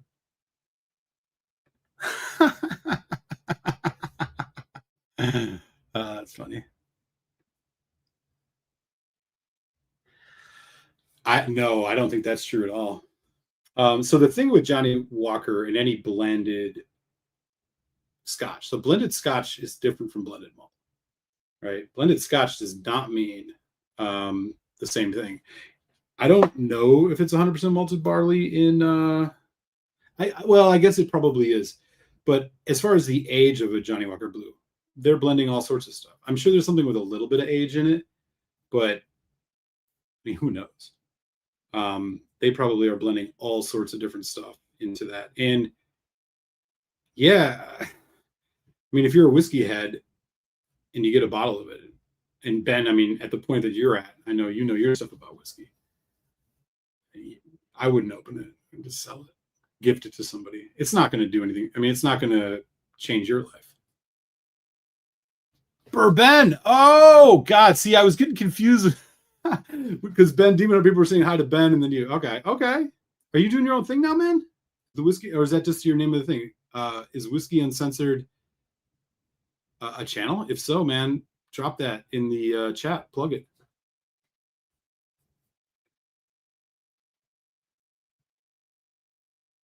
I don't think the minimum of 21 years is true.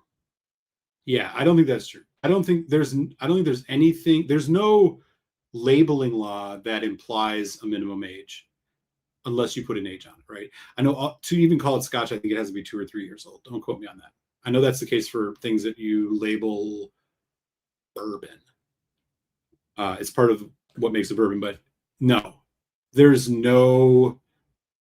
And correct me if I'm wrong, anybody, but as far as there's nothing about a Johnny Walker Blue that implies 21-year-old.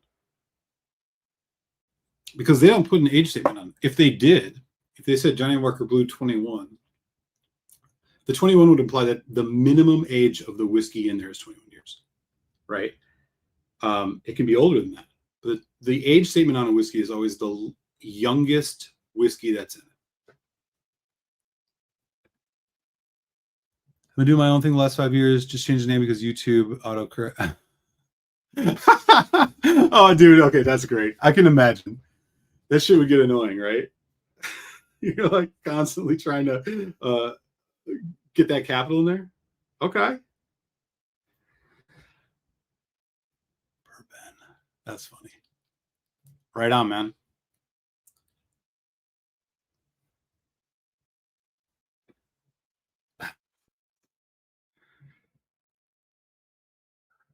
Yeah. Oh, yeah, definitely. I mean, yeah. There is a Johnny Walker 18. 40%. It's a blended scotch. I mean, at least, but I'll tell you this, compared to most single malts, it drinks far less interesting than an 18-year-old single malt. Even like a Livet or a Fiddick or something like that. Yeah, that's definitely the case. I'm going to do Octomore. Oh, 1503. What is the scope on the 15? Man, I haven't bought an Octomore in a minute. I got a couple left. I think my newest Octomore is a 13.2. Shit, I don't know. Anyways, I know I kind of got ahead of myself. This Glendronach is awesome, but I wouldn't buy it. I think I got most of these back when they were still in the mid 150 range, which weirdly wasn't that long ago. But Googling it now and I see how these prices are like 260, 270. Shit's crazy. Let's see. Glendronach 21 Parliament. 312 at Master of Malt, 234 at Whiskey World, 289 at Rare Tequilas Keg and Bottle, 299. Whiskey Shop in San Francisco, 249. Oh man, that's so much.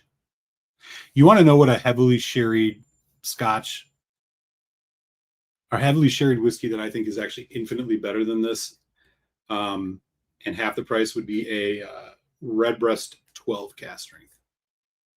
Yes, I understand. A little bit different profile, still exponentially better. It's got, I mean, this is good stuff going for it, but man, not for that much. Okay. Let's go on to the Laphroaig. If any of y'all are dramming along with us, find something smoky.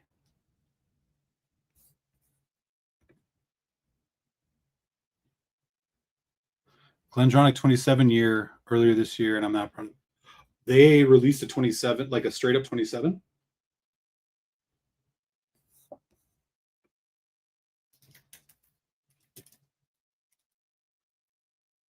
Did they really? I got to see this. Holy shit. Oh, yeah. Okay. Those vintage single cask. Is it a single cask or is it like a.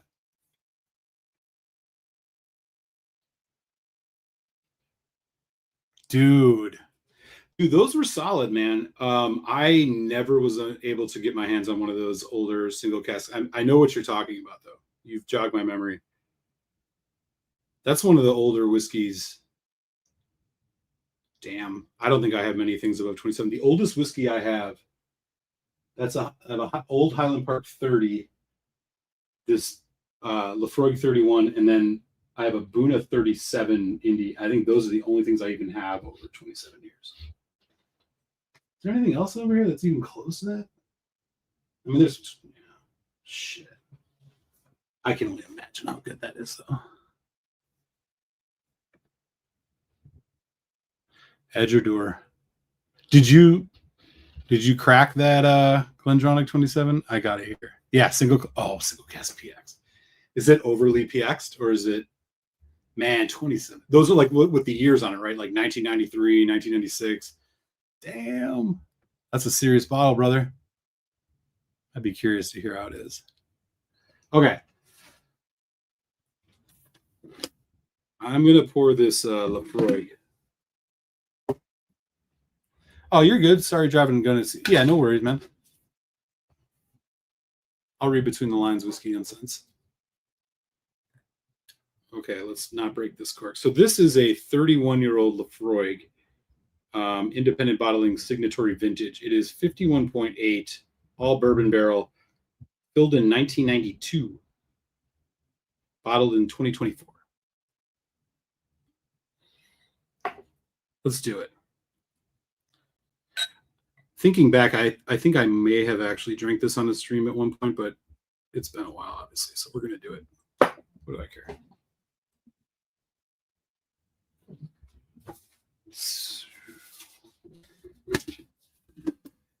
Has Lafroig dropped their new cartridge yet? I had to have by now. I didn't see it at Benny's. That was actually sort of what I was looking for. I got to get my hands on it. I love me a cartridge. Let's actually take a look. Cartridge, which would have been, they did. Oh. Lore cask. Like the lore blend, but a cask strength?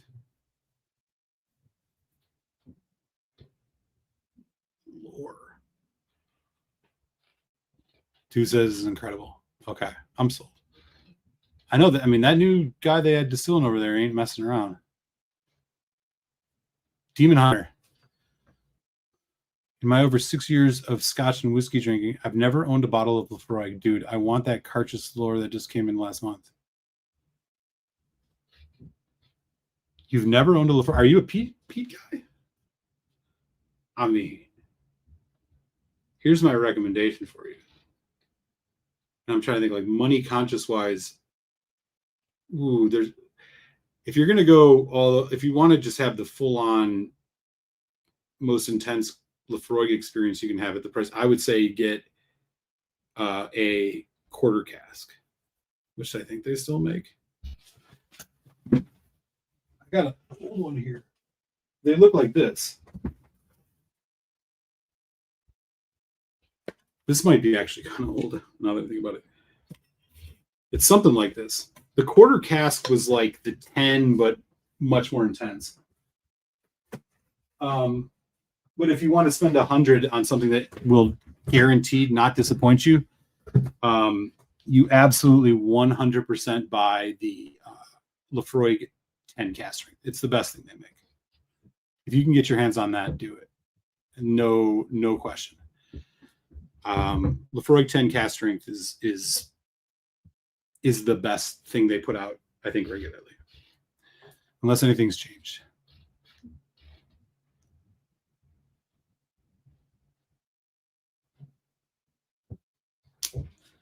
Man, that sounds pretty good.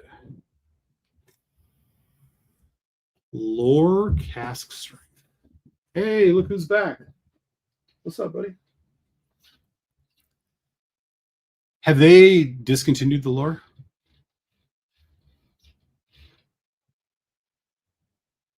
Wheatstone. What's up, buddy? What do you think about this Lafroig 31? Did they discontinue the lore? I assume that had to be coming sometime soon, because that was supposedly the thing they replaced the 18 with, right? Oh yeah, Lafroig lore cask strength. Oh shit. Okay, I gotta get that. I gotta scratch some pennies together for that. That sounds great. Damn.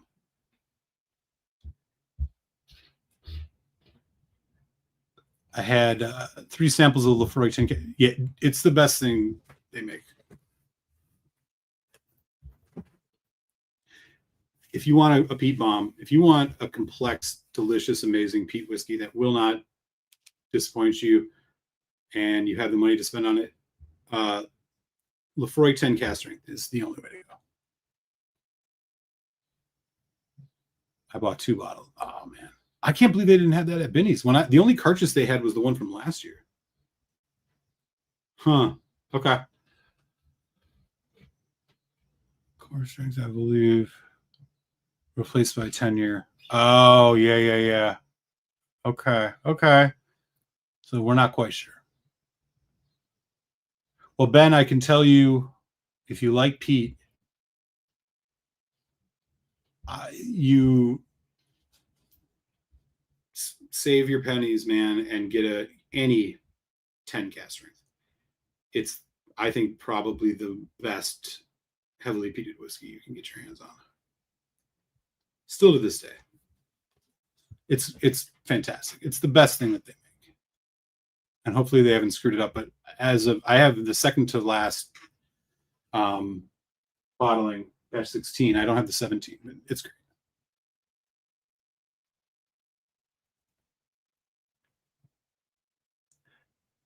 Oh, 100%. Yeah. Oh, yeah. No doubt.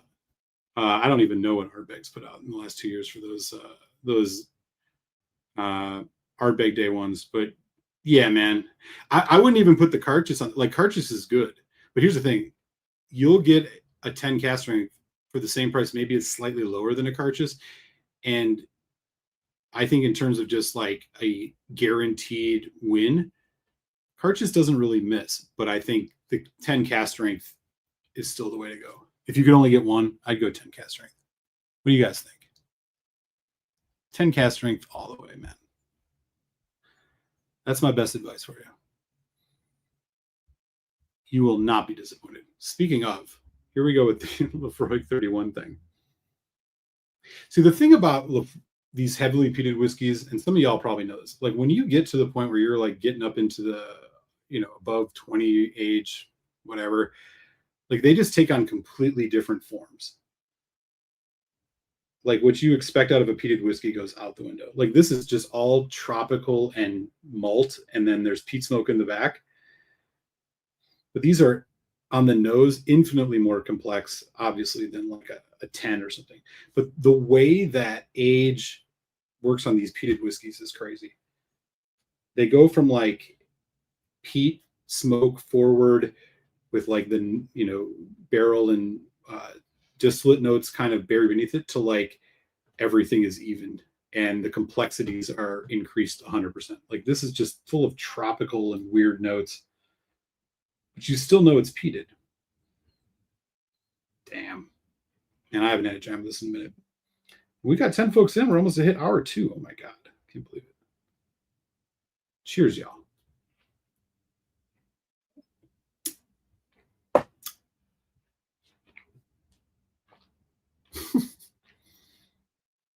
This is stupid good. Wow. The peat asserts itself much more on the palate than it does on the nose. Weird complexity. It's all over the place. I don't even know if you can find these anymore. This one was 2 years ago. Signatory Vintage Isla 31. Does this still exist? Oh yeah, here it is. Like $4.50 on Whiskey Base. Wow, there's some stupid prices for this. $1,500 on Cask Cartel. By the way, the Cask Cartel is a joke. Wow. Okay. Interesting. This finish just goes on forever. Like it's hard to even describe this as a Lefroy because it's just not the experience you usually have with Lefroys.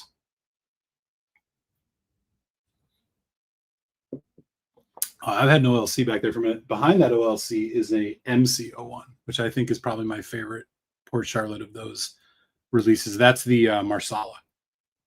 Marsalos, yeah, Marsala casks always get to me. I love that stuff.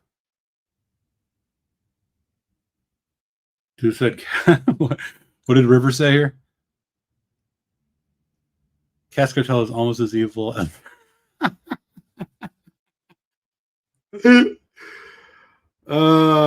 no lies detected, man. No lies detected. That's funny. I actually don't think I've ever bought anything from them, but if you just, at least for me, you just put a whiskey in and Google it, they're one of the people that comes up. And I do remember seeing them even back then, and I was like, they had these outrageous prices. There's a couple websites like that. It's like whatever they say, knock at least $500 off of it. Hmm. The thing about these old Lefroigs, like, and I'm not one of these people that, my favorite Lefroy is Lefroy 10 cast strength. I did a top 5 Lefroys. I mean, it was a couple of years ago, but I think I would stick with it for the most part. What I said in it, I think for your money, if you factor in the cost and the value you're getting, I think Lefroy 10 cast strength unequivocally the best thing you can get for Lefroy. What do you think, Winston? Hmm?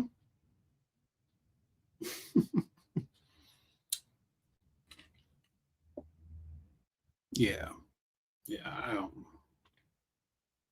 They're kind of they're kind of trash, man. I don't know. I mean, the whole whiskey boom, which is what been going on now for 15 years, 20 years. I mean, there are all sorts of these websites that take advantage of that, and they seem like they're one of them. Just prices that are outside. I can understand if you're running some bodega, in the corner at a place in Chicago, and you're inflating your prices because you're trying to make a buck and send your money home to, your family. Like, I get it, you roll with the times, but these websites, those are just predatory. I mean, that's just predatory. They're just trying to like get you to be a sucker. Riva, do I pour that Brook Lottie 30 single cat? Brook Lottie.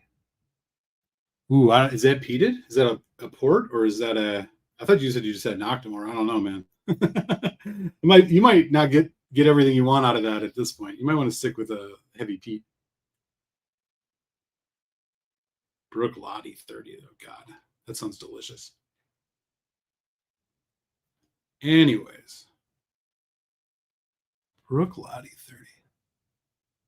What is the oldest for the folk? We got 11 folks in, which is awesome. I'd love to hear like the oldest. Doesn't have to mean it was your favorite or the best, but what is the oldest whiskey you've ever tasted? Mine, and God damn it, rest his soul, Foodquig. Shit, and I have it right here too. I have it right here. He sent me one the year prior, which is a year younger than this, but that is the Quig's writing. I was saving this for an occasion to sip with him. He had sent me a sample of a Canadian Club Chronicles 44-year-old way back when. And the one that he's got one I have in my hand right now is from him. This is a Canadian Club 45-year-old. I did not open it. This is one of the, like I said, still got a good amount of samples from him because we used to exchange samples all the time. We would send each other boxes of stuff. And I had been waiting on this one. This one's been, I think the last time we exchanged samples was over a year ago. And I've been waiting on this one for some reason. I'm not going to drink it tonight because my palate's going to be torched after this Lefroy, but I will probably have this on another live stream in honor of him. But this is a 45-year-old Canadian Club Chronicles. And this will be the oldest whiskey I've had. But the oldest I have had as of now is a 44-year, which Quig sent me. Farkless 25, Leo. Dude, Leo. What did you think about that whiskey? I remember getting one of those. That was by far the oldest whiskey I'd had for a long time because I couldn't believe the price compared to kind of how other ones were at that age. I had one of those, I want to say in like 2020 or something. I'd be curious if you remember. Mine is 37-year-old Tomatin cast strength. Bingo, Eric. Canadian Club Chronicles 42 or 43 year. Giant Tomatin fanboy. Yeah. Damn.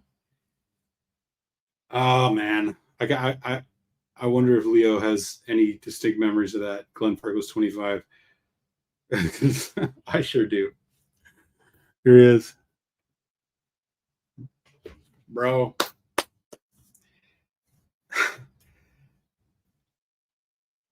I remember thinking, so the 25-year-old Glenfarclas is one of the first Glenfarclas, or no, it was one of the first over 15-year-old whiskey that I had, let alone 20 something. I think it was the first 20 something year old whiskey I had. And I remember the price at the time. I mean, so this was probably like 2018, 2017. I don't even know. And I was like, oh my God, this shit was only like $150. And I remember having it. I might actually have a video. This would have been when I lived in DC with the orange wall background. I might actually have a video of it. And I remember being like, is this the only, like, this doesn't taste that much better than anything. Like, why are people spending so much money on old whiskey? It almost like corrupted my view of what aging whiskey is supposed to do, because I thought it was just so mid and so uninteresting. And I remember I thought, like, until I realized that it was, more or less a Glenfarclas thing than anything. I just remember thinking, like, this shit kind of, I don't know, why buy this when I can get the 12? So your comment here resonates a lot, Leo. I couldn't agree more. It was not great. It wasn't even interesting. I mean, it wasn't even interesting.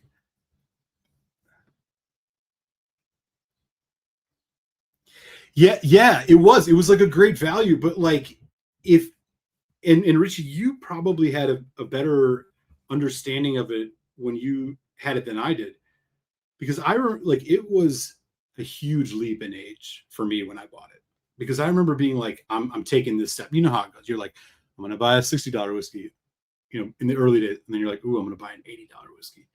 And then I was like, damn, this was only like 130, 140. And I remember buying it, and then you have this expectation in your head of what 25 years means. And I remember just seeing other whiskeys that were 25 years old, and they were like, $300, whatever. I'm like, why is this one so cheap? And I bought it, and I just remember being like, this, like, it almost messed with my head enough to make me think, like, oh, this age thing is just bullshit. Like, people are just buying this for aesthetics. It was very mid. I have had, and honestly, like, the Glenfarclas regular range of stuff, I've just never thought was all that great. I have had, I think Mike B, who was in here earlier, had sent me a sample of a family cask Glenfarclas, like one of the good ones. That was 20 some years old, and like, that was pretty solid. Because they have like a cool story. Glenfarclas, it's like family owned. They got this old school kind of approach to stuff, and like, they're one of these distilleries you kind of want to like, if you're a whiskey head. But dude, I remember it being so. I was just like, what? And I thought, I like gaslit myself. I'm like, do I just like not understand whiskey? Like, is this supposed to be better than what I'm tasting? Like, is this like, what's happening here? I thought I was getting some type of deal. Yeah, you get what you pay for. I was not impressed at all with it. In fact, I remember having a 21-year-old, I think it was family cask, that was way better. But yeah, man, I guess they're known for those dead cats, Real talk, bro. Real talk. Not a Glenfarclas fan at all. Yeah, no. I mean, that's the thing. The Dura style.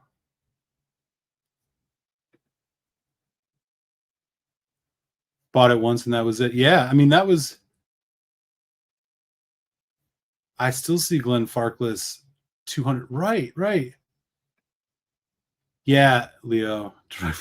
That's right. They had this whole kind of boutique, old world way of doing things, which was really cool to learn about, especially when you're getting into whiskey. And honestly, it's still respectable. It's just, I think that was the thing. It's like, their barrels are just shit.